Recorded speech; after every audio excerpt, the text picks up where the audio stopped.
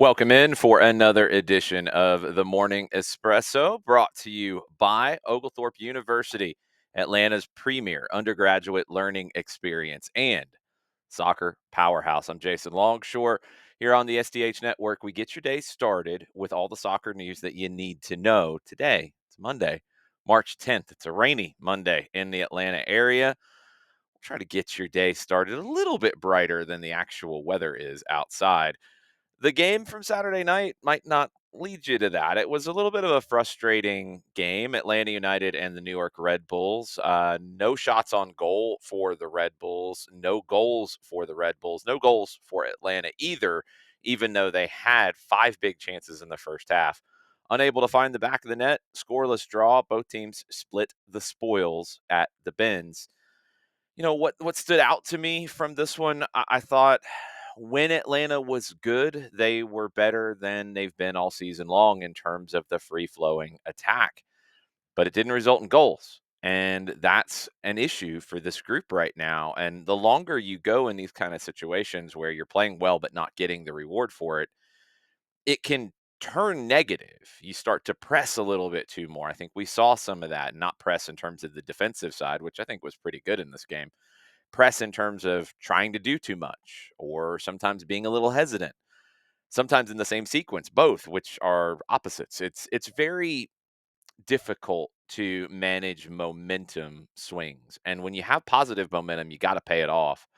And when you don't pay that off, it can turn on its head against you. And I felt like that kind of happened a little bit in the second half of this match.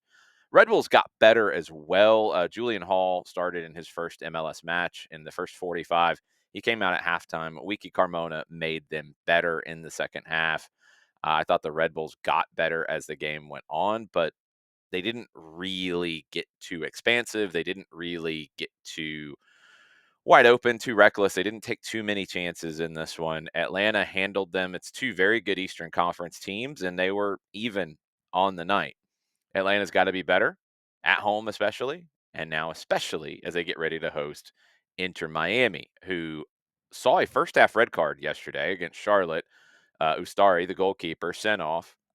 Didn't phase them. They still got the win. Charlotte didn't have a shot on goal, even with a man advantage for the majority of the match.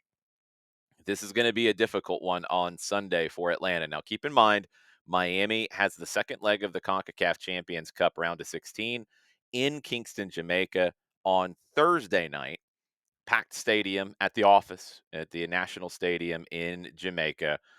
2-0 lead for Miami going into that, so it's not done yet. We'll be very curious to see how that game starts. Lionel Messi was on the bench yesterday in Fort Lauderdale, did not come into the match because of the way everything played out. You had a one-goal lead.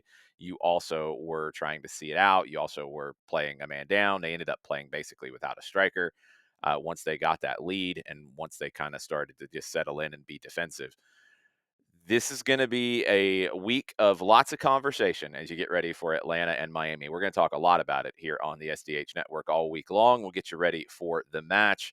There's going to be a lot of external conversation as well, as it's an international break next week. Not in MLS. We'll talk about that as we get there. But it's going to be for one Lionel Messi. So will he be on the team sheet on Sunday? Will he be on the bench? Will he not make the trip? Way too early to call it, so we'll just be talking about that all week long because look, that's what we do, right?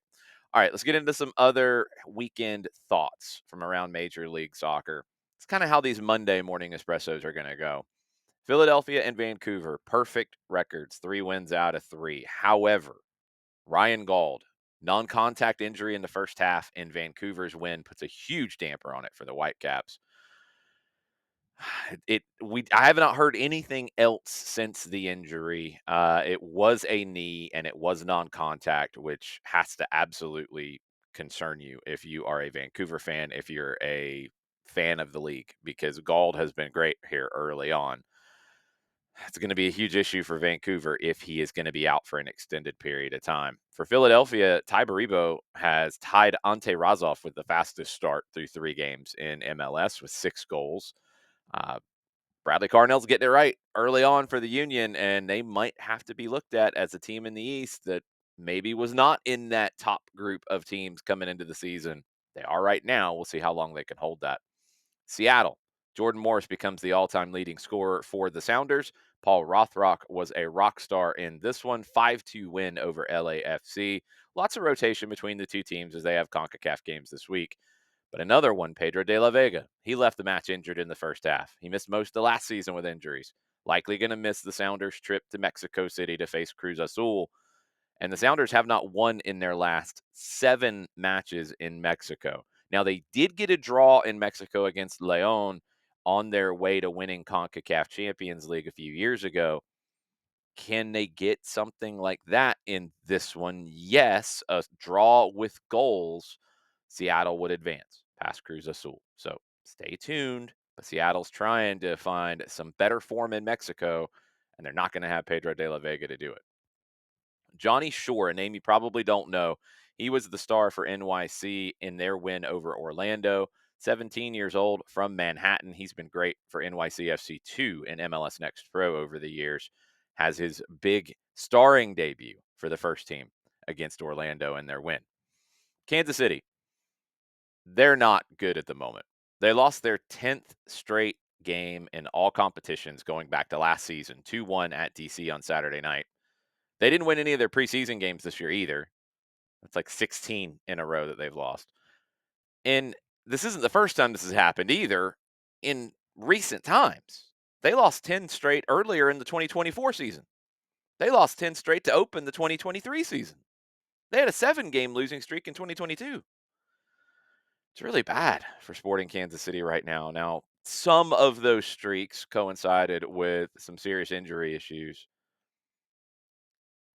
You do have to ask some questions about where things are going with Kansas City and can they get out of this one? Clock's ticking, and I don't know if it gets better before it gets worse for SKC. Portland is in that worst category at the moment. James Pantemis makes 2 penalty saves in the first 20 minutes, and the Timbers still lost in Nashville 2-0. Didn't look great in doing so either. Nashville has not been all that impressive so far in 2024. But they found a way to beat Portland. Portland has had all kinds of struggles to start this season. The pressure is ramping up on the Timbers. Chicago, they had a late comeback in their Brimstone Cup match in the rain in Dallas, or specifically in Frisco. It was the Fire's first win in almost 6 months in competitive action. LA Galaxy, they are still struggling to start this season without Ricky Pooch. They lost 2-0 at home to St. Louis, 4 straight losses in all competitions for the Galaxy. They host Herediano and Carson in CONCACAF this week. They trail 1-0 coming into the second leg. There's not a lot of spark going on for the Galaxy right now, but maybe backs against the wall in CONCACAF will start to see some of that. Marco Royce has not been the replacement for Ricky Pooch that you would have hoped. And Christian Ramirez has not been the replacement for Dejan Joveljic up top that you would have hoped. Joseph Paintsil has been out with injury as well.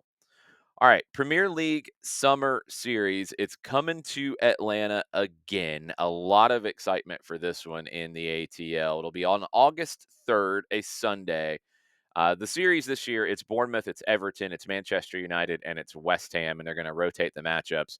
Here in Atlanta, Bournemouth will play West Ham in the first game of the doubleheader. Manchester United will play Everton in the second game of the doubleheader. Over 70,000 last time you had the Premier League Summer Series in Atlanta. That was Miguel Almiron's big return to Atlanta with Newcastle against Chelsea. Brentford and Brighton was the opener there. You're talking about Mercedes-Benz Stadium now with the Atlanta United season, with Club World Cup, with Summer Series, not even getting into potential playoffs or Leagues Cup run in knockout games.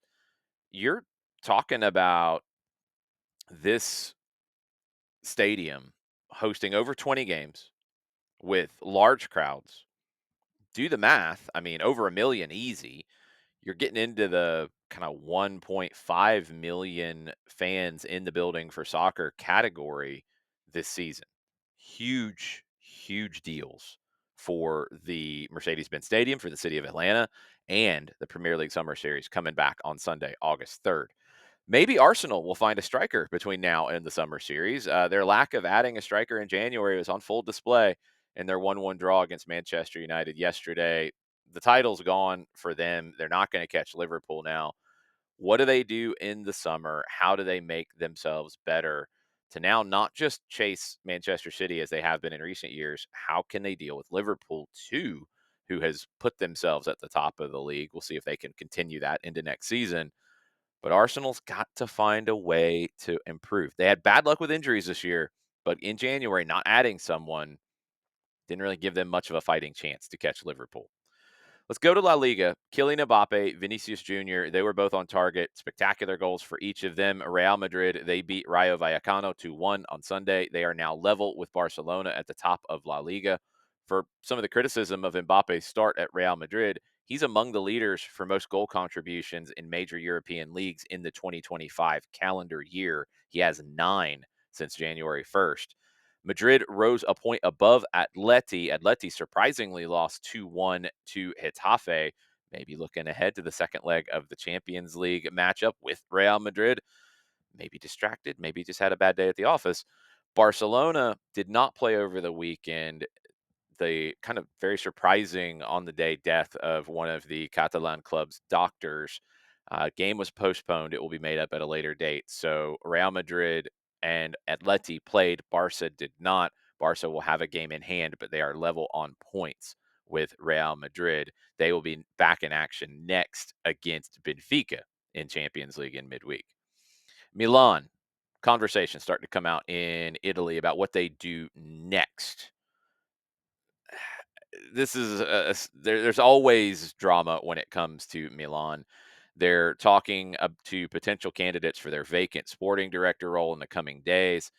Fabio Paratici, the former Juventus, former Tottenham executive, he is seemingly in the front runner seat to become the new sporting director, and they think that if they get him, then they could convince Max Allegri to take over.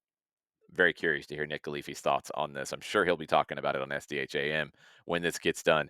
Sergio Conceição is basically a caretaker at the moment. They can get rid of him in the summer. It sounds like they're going to do that because it doesn't look like they're going to get into Champions League for next season. And if you go get Paratici and then he goes to get Allegri, Milan could look really different for next year. And we'll see how that goes in Serie A. Scoreless draw in Guadalajara for Chivas and Club America in Liga MX. This is the middle game of 3 in a row between these two teams. They're also playing in the CONCACAF round of 16. Cade Cowell was red carded in this one for a pretty horrendous tackle for Chivas. Chivas lead that CONCACAF series going to Mexico City to face Club America.